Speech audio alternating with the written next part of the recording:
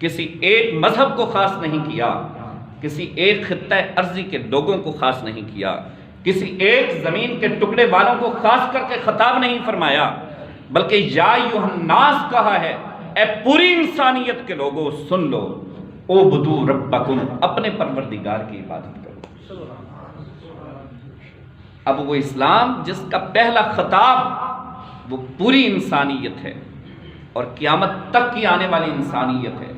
اس کا مطلب یہ ہوا کہ وہ اسلام بھی آفاقیت کا حامل ہے۔ اب تین باتیں آپ کے سامنے میں نے رکھی،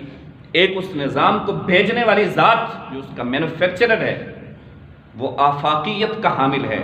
وہ ساری کائنات کا خالق و مالک ہے، اور دوسرا اس کو انٹروڈیوس کروانے والی ذات رسول اللہ صلی اللہ علیہ وسلم کی ذات ہے کہ جو آفاقیت کی حامل ہے، جن کی رحمت پوری کائنات انسانیت کے لیے، اور تیسرا بذات خود وہ نظام ہے جس نے قیامت تک کے لیے چلنا ہے۔ نہ کسی اور نبی کی ضرورت ہے، نہ کسی رسول کی ضرورت ہے، نہ کسی اور نظام کی ضرورت ہے، نہ کسی اور معبود کی ضرورت ہے۔ یہ تین باتیں میں نے آپ کے سامنے رکھ دی ہیں۔ لہٰذا آج کے اس دور میں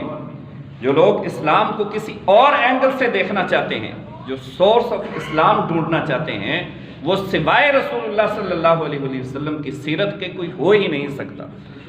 وہ سوائے قرآن کے کوئی اور ہو ہی نہیں سکتا۔ یہ پرسنل لا نہیں ہے، یہ کسی خاص خطہ ارضی کے لیے نہیں آیا، یہ کوئی ذاتی قانون نہیں ہے، یہ کسی کا گھر کا بنایا ہوا قانون نہیں ہے، اور اس کو نیو کانسٹیٹیوشنز کی ضرورت نہیں ہے،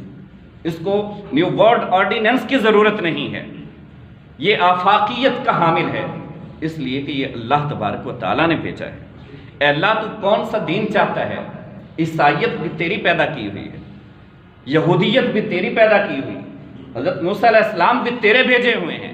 عیسیٰ علیہ السلام بھی تیرے بھیجے ہوئے ہیں، لیکن قیامت تک کے لیے تو کس دین کو پسند کرتا ہے؟ فرمایا ان الدین عند اللہ الاسلام، اگر میری پسند دیکھنا چاہتے ہو تو اسلام ہی میری پسند ہے۔ وہ دین جو آدم علیہ السلام سے چلا تھا، عیسیٰ علیہ السلام سے ہوتا ہوا میرے محبوب کائنات تک پہنچا ہے، اور اس نے 23 سال تک اس کو امپلیمنٹ کیا ہے، اس کو متعارف کروایا ہے۔ اب آفٹر 23 ایئر اللہ تبارک تعالیٰ نے یہ فرمایا کہ الیوم اکملت لکم دینکم، جو قرآن کی آخری وحی ہے کہ آج کا دن میں نے تمہارے لیے تمہارا وہ دین مکمل کر دیا ہے، اب کسی دین کی ضرورت نہیں۔ اب یہ جو تم سرچ کرتے ہو گوگل سے، انٹرنیٹ جو ہے اسلام کیا ہے، وہاں سے دین لینے کی ضرورت نہیں ہے، اب سوشل میڈیا سے اسلام لینے کی ضرورت نہیں ہے، اب الیکٹرانک میڈیا سے اسلام لینے کی ضرورت نہیں ہے،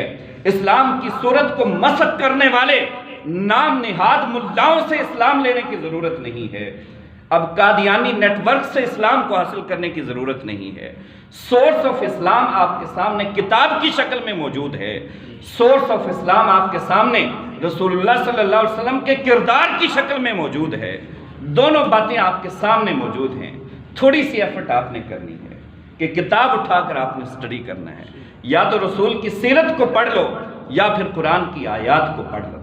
دونوں سے آپ کو رہنمائی حاصل ہو جائے گی۔ ہدی للناس اللہ فرما رہا ہے کہ قرآن کائنات انسانیت کے لیے ہدایت کا میں نے چشمہ بنا کر بھیجا ہے، اس کو نئی تحذیرات کی ضرورت نہیں ہے، اس کو اب اپڈیٹ کرنے کی ضرورت نہیں ہے، یہ کبھی بھی آؤٹ ڈیٹ نہیں ہوتا، یہ اپنے چاہنے والوں کو ہر دور میں اور لمحہ بلمحہ اپڈیٹ رکھتا ہے۔ یا ایھا الناس، اے لوگو، ادخلوا فی السلم کافہ، پورے اسلام میں داخل ہو جاؤ۔ تمہاری آنکھوں کے کھلنے کے وقت سے لے کر آنکھوں کے بند کرنے تک تمہارا لمحہ اسلام کے مطابق گزرنا چاہیے۔ وہ مذہب اسلام اللہ کی پسند ہے۔ فرمایا الیوم اکملت لکم دینکم، آج میں نے تمہارا دین تمہارے لیے مکمل کر دیا ہے۔ عرفات کے میدان میں فرمایا وردیت لکم دینکم واتممت علیکم نعمتی، اور میرے کارخانہ قدرت میں جتنی نعمتیں تھیں اے حبیب میں نے آپ کے دامن کرم میں ڈال دی ہیں۔ وردیت لکم الاسلام دینا، میری چاہت یہ ہے کہ تم مسلمان ہو، تو اسلام کو اڈاپٹ کر کے رکھو، اسلام کو اپنے سینے سے لگا کر رکھو، مسلمان ہو تو مسلمان بن کے رہو۔ ہوا سماکم المسلمین، تمہارا نام مسلمان رب ذوالجلال نے رکھا ہے، تمہارا نام مسلمان جو کہ آج گالی بن چکا ہے، وہ کسی دنیا دار گماشتے میں نہیں رکھا۔ تم مسلمان کہلوانے سے گھبراتے کیوں ہو؟ تم مسلمان کہلوانے سے ڈرتے کیوں ہو؟